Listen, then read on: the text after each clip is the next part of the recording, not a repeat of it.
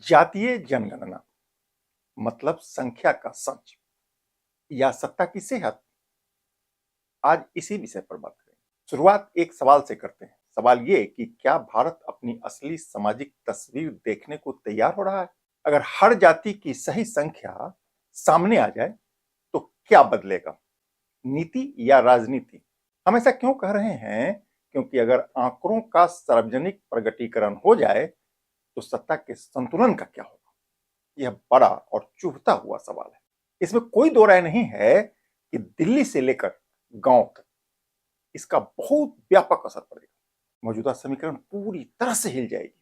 ऐसे में बड़ा सवाल ये कि क्या यह सामाजिक न्याय का नया अध्याय होगा या महज यह चुनावी सभा की शोर बनकर खामोशी में कहीं गुम हो जाएगा?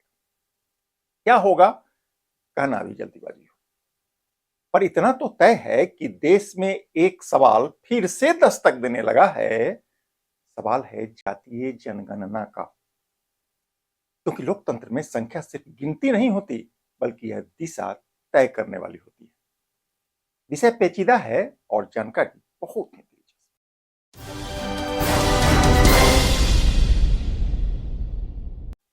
खबरों की खबर और लीक से हटकर खबर में आपका स्वागत है। आप देख रहे हैं केकेएन लाइव। नमस्कार, मैं हूं कौशल मिश्रा। हम बात कर रहे हैं इतिहास की धूल में गुम हो चुकी एक कड़वी सच की।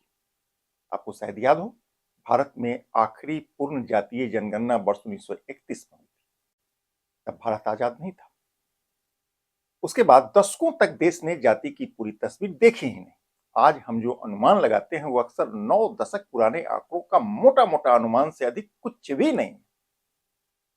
इस बीच वर्ष 2011 में सामाजिक, आर्थिक और जातीय जनगणना हुई थी, लेकिन कतिपय कारणों से उसका डेटा सार्वजनिक नहीं हो सका।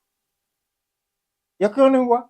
इसको लेकर अलग अलग दावे किए जाते हैं, लेकिन इसका असर यह हुआ कि नीति बनाने वालों से लेकर राजनीति करने वालों तक सभी अधूरे आंकड़ों का अपने अपने सुविधा के हिसाब से इस्तेमाल करते रहे।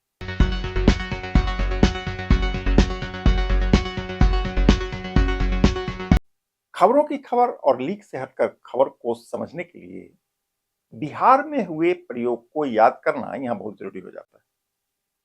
वर्ष 2023 में बिहार ने अपना जातीय सर्वे रिपोर्ट जारी किया था।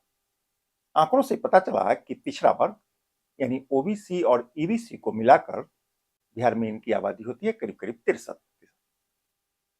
इसी तरह अनुसूचित जाति करीब 19% और अनुसूचित जनजाति करीब करीब 1.7%। गणना के मुताबिक बिहार में सामान्य वर्ग की आबादी करीब 15%। यही वो डेटा है जिसको लेकर राजनीति शुरू हो चुकी है। अब राजनीति का गणित समझिए। सवाल उठता है कि जब 63% की आबादी पिछड़े वर्ग की है तो क्या 27% का आरक्षण उनके लिए पर्याप्त माना जाए? बहस यहीं से शुरू होगी। बहस का सबसे बड़ा मुद्दा है आरक्षण की सीमा को लेकर। सुप्रीम कोर्ट ने साल 1992 में इंदिरा साहनी केस की सुनवाई करते हुए संविधान के हवाले से आरक्षण की अधिकतम सीमा 50% तय कर दिया। सुप्रीम कोर्ट का यह निर्णय अब सवालों के घेरे में है। सवाल यह कि क्या जातीय जनगणना के बाद जो नया आंकड़ा आएगा, इसके बाद क्या सुप्रीम कोर्ट अपने फैसले की खुद ही समीक्षा करेगी या संविधान में संशोधन करना इसके लिए जरूरी होगा? यह बहुत बड़ा सवाल है।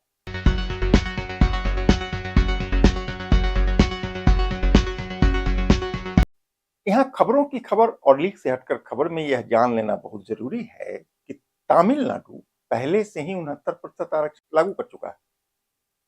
महाराष्ट्र और कर्नाटक में भी सीमा को लेकर विवाद है। ऐसे में राष्ट्रीय स्तर पर आंकड़ा जारी होने के बाद देश की राजनीति क्या करवट लेगी?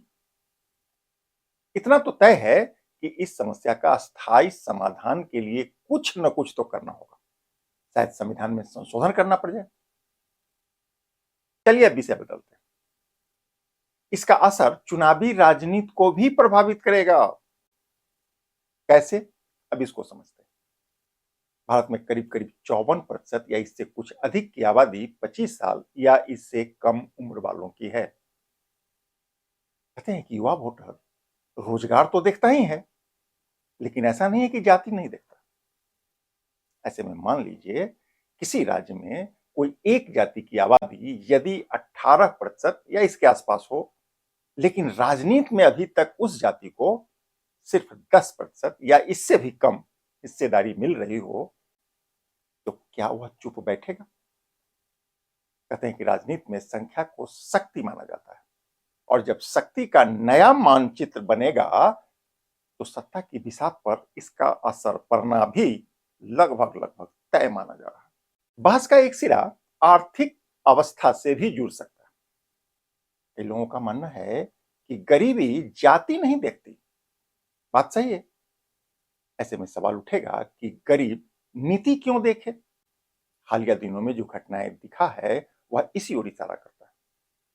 मतलब रिपोर्ट आने के बाद संघर्ष और टकराव का एक नया मार्ग बन जाए तो आश्चर्य नहीं होगा। एक सच यह भी है कि भारत में बहुआयामी गरीबी सूचकांक मतलब एमपीआई के मुताबिक गुज़िश्ता वर्षों में करोड़ों लोग गरीबी से बाहर निकले हैं। यह सुखद है, लेकिन यह भी उतना ही सच है कि आज भी बड़ी संख्या में वंचित समुदाय की पहुंच शिक्षा और स्वास्थ्य तक सीमित है। ऐसे में सवाल उठेगा कि क्या इसका समाधान जाति आधारित डेटा से होगा या आर्थिक आधार पर लक्षित नीति बनानी होगी? क्या होगा? फिलहाल तो यह बताना बहुत मुश्किल है, पर इतना तय है कि इसको लेकर वैचारिक टकराव होने की पूरी पूरी संभावना है। कहते हैं कि यदि टकराव का मार्ग खुला तो बेशक इसका असर समाज पर पड़ेगा, तो कोई दो राय नहीं है कि डेटा से पारदर्शिता आएगी, साथ में कुछ भ्रम भी टूटेगा। ऐसे कई जातीय समूह हैं जो अपनी संख्या को बहुत बढ़ा चढ़ाकर पेश करते हैं। राजनीति में उनको इसका लंबे समय से लाभ भी मिल रहा है। डेटा आने के बाद उनकी मुश्किल भी बढ़ सकती है। इससे सामाजिक समीकरण की रेखा और गहरी हो जाएगी और यहां भी टकराव का एक नया मार्ग खुल सकता है। तो कोई दो राय नहीं है कि जो लोग या राजनीतिक पार्टियां आज डेटा को लेकर कुलांचे मार रही है, मुश्किलें उनके भी बढ़ने वाली है। उनको भी इस हकीकत का सामना करना होगा कि मेरा मानना है कि हर हाल में सच का सामना करना ही चाहिए। मेरा स्पष्ट मानना है कि देश के पास जाति आधारित एक प्रामाणिक डेटा का होना बहुत आवश्यक होता है। इससे किसी का नुकसान नहीं होगा, उल्टे देर सवेरे सभी को इसका लाभ मिलने वाला है।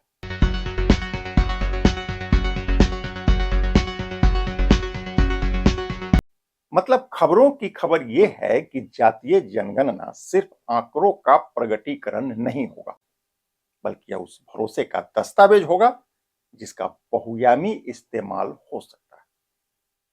देखना दिलचस्प है कि सरकार या राजनीतिक पार्टियां इसका कैसे इस्तेमाल करती है। नीति निर्माण के लिए करती है या सिर्फ चुनावी लाभ के लिए? इसका कैसे इस्तेमाल होगा, कैसे होगा, यह तो समय के साथ ही पता चलेगा, क्योंकि यह भविष्य का सवाल है। लेकिन इतना तो तय है कि यदि इसका ठीक से इस्तेमाल हो गया तो यह सामाजिक न्याय की एक नई परिभाषा बन सकती है। और यदि राजनीति हुआ तो सामाजिक पहचान के नाम पर सामाजिक खाई और गहरी हो सकती है। अंत में सिर्फ इतना, यदि जातीय जनगणना के आंकड़े हमारी या आपके अनुमान से अलग निकला तो क्या हम इसे स्वीकार करेंगे, या हम यह मानकर चलते हैं कि हम जो जानते हैं वही अंतिम सत्य है? क्या होगा मुझे नहीं पता। यह मेरा मकसद किसी के पक्ष या विपक्ष में नहीं था। अलबत्ता यह जानकारी ज्वलंत सवाल के पक्ष में जरूर था, क्योंकि जब आंकड़े सामने आएंगे तो बहस होगी। बहस से ही लोकतंत्र जीवंत रहता है। आप भी चाहें तो इस बहस का हिस्सा बन सकते हैं। खबरों की खबर और लीक से हटकर खबर के लिए एकेएन लाइव के साथ जुड़े रहिए। अगले हफ्ते हम उठाएंगे एक और ज्वलंत मुद्दा। यहां तय होगा कि नीति पहले आएगी या राजनीति।